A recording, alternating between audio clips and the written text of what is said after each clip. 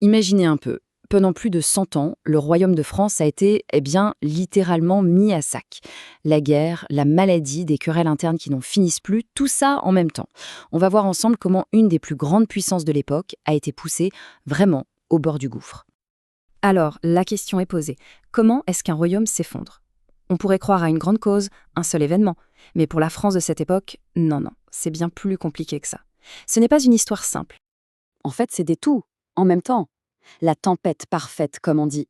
Une sorte de cocktail explosif de crises. Crise militaire, crise sanitaire, crise politique. Et le pire, c'est que tout ça s'est nourri mutuellement, créant un cercle vicieux qui a mis le royaume à genoux. Et tout ça, ça commence avec une étincelle. Une étincelle qui va déclencher un incendie de 100 ans. Oui, la fameuse guerre de 100 ans. Mais au fond, pourquoi? Pourquoi cette guerre a-t-elle éclaté? Alors, pour comprendre, il faut regarder la carte. Il y avait 3 points chauds, 3 zones de tension.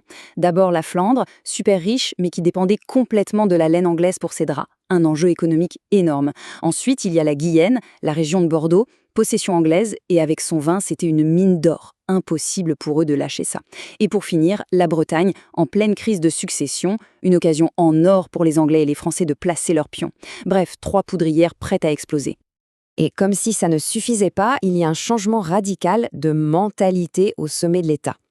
Voyez, les anciens rois, les Capétiens, c'étaient des gestionnaires, des administrateurs. Ils construisaient un État stable. Mais là, en 1328, on change de dynastie. Arrivent les Valois. Et eux, ce sont des guerriers. Pour eux, ce qui compte, c'est l'honneur, la chevalerie, la gloire au combat. Du coup, on passe d'un royaume qui gère à un royaume qui a soif de guerre. Cette nouvelle culture de la chevalerie, cet amour de la guerre, ça va très très vite se confronter à la dure réalité du terrain. Le premier grand choc, il va être militaire. Et croyez-moi, il va être d'une violence inouïe. Le plan français, à l'époque, c'était, disons, assez simple.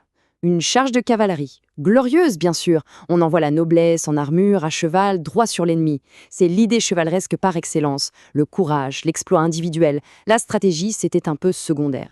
Le problème, c'est que les Anglais, eux, avaient une arme secrète. Une véritable innovation technologique qui allait tout changer. Le longbow, l'arc long. Ce n'est pas juste un arc, c'est une révolution. Un grand morceau de bois d'if de 2 mètres, mais d'une puissance phénoménale. Et dans les mains d'un archer bien entraîné, c'était une arme redoutable, absolument mortelle. Mais le vrai truc, ce qui change tout, c'est la cadence de tir. Regardez ce chiffre, 10. 10 flèches par minute par archer. C'est 3 fois plus rapide qu'une arbalète française. Imaginez des milliers d'archers qui tirent en même temps. C'est pas une volée de flèches, c'est un véritable déluge, une pluie de morts qui s'abat sur l'ennemi. Et cette pluie de morts, elle s'est abattue à Crécy en 1346. Le résultat, un véritable massacre. Les belles charges de cavalerie française se sont brisées net sur un mur de flèches. La fine fleur de la noblesse, tout ce que le royaume comptait de plus prestigieux, a été fauché. Le chiffre est terrible, plus de 15 000 des plus illustres chevaliers de France, tués. C'était bien plus qu'une défaite, c'était l'humiliation et la fin d'un idéal. Alors que la France essaie, tant bien que mal, de se remettre de ce désastre militaire, un autre ennemi arrive. Et celui-là, il est bien plus terrifiant. Un ennemi invisible, un ennemi qu'aucune armure, aucune charge de cavalerie ne peut arrêter. La Grande Peste. L'impact est tout simplement inimaginable aujourd'hui. Un tiers de toute la population française disparue. Et dans certaines régions, c'était bien pire. On parle de 2 personnes sur 3 qui ont péri. Des villages entiers sont devenus des villages fantômes. La société elle-même a vacillé sur ses bases. Et comment est-ce que ça se propageait ? Le mécanisme était d'une efficacité redoutable. Tout partait des rats, porteurs de la bactérie. Les puces piquaient les rats, et hop, elles s'infectaient.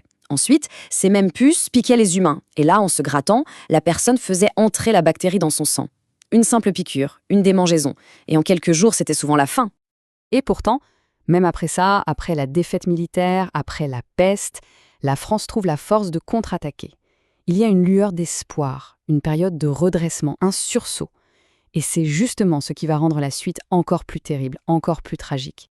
Cette lueur d'espoir, elle s'incarne dans le contraste entre 2 rois.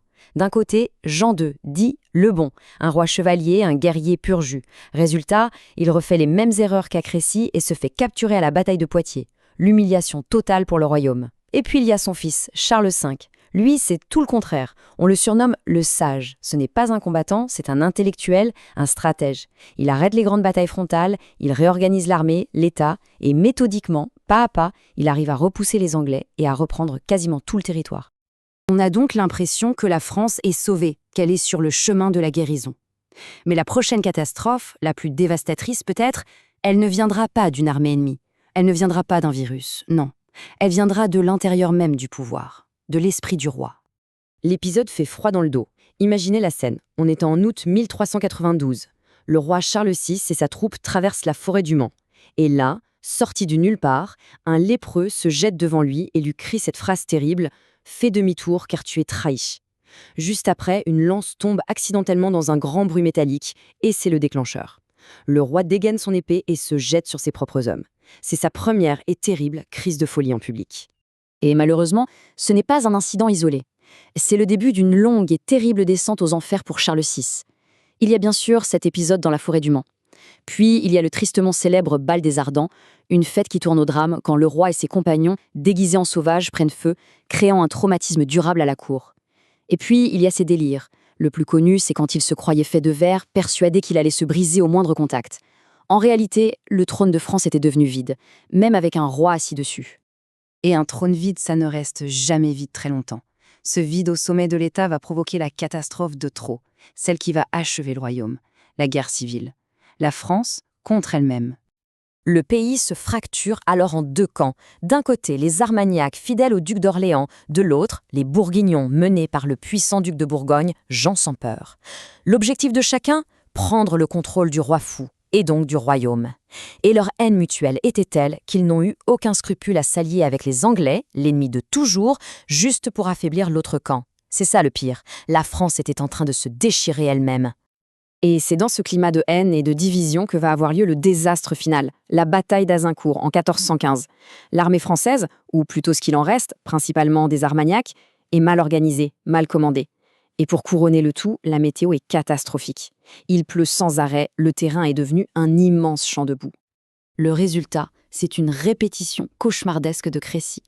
La chevalerie française, avec ses lourdes armures, charge et s'enlise dans la boue. Une cible parfaite pour les archers anglais. Mais le pire, le plus choquant, n'est pas la défaite elle-même, c'est ce qui se passe après. Le roi d'Angleterre ordonne l'exécution de 1700 prisonniers français, pour la plupart des nobles et des chefs du parti armagnac. La bataille était déjà gagnée. C'était un acte d'une brutalité extrême qui a tout simplement décapité une génération entière de la noblesse française. Ce simple vers, en regardant vers le paille de France, il dit tout. Il a été écrit par Charles d'Orléans, l'un des plus hauts personnages capturés à Azincourt. Il a passé 25 ans en prison en Angleterre. 25 ans à écrire des poèmes et à regarder de loin, impuissant, son pays sombrer dans le chaos. Alors, en 1422, à la fin de cette période, le tableau est apocalyptique. Le roi de France est fou et incapable de régner. Son fils, l'héritier légitime, a été déshérité et le roi d'Angleterre a été proclamé roi de France. Le royaume n'existe quasiment plus. À ce stade, la question n'est plus de savoir comment un royaume s'effondre. La vraie question, c'est est-ce qu'un pays dans cet état peut un jour renaître de ses cendres ?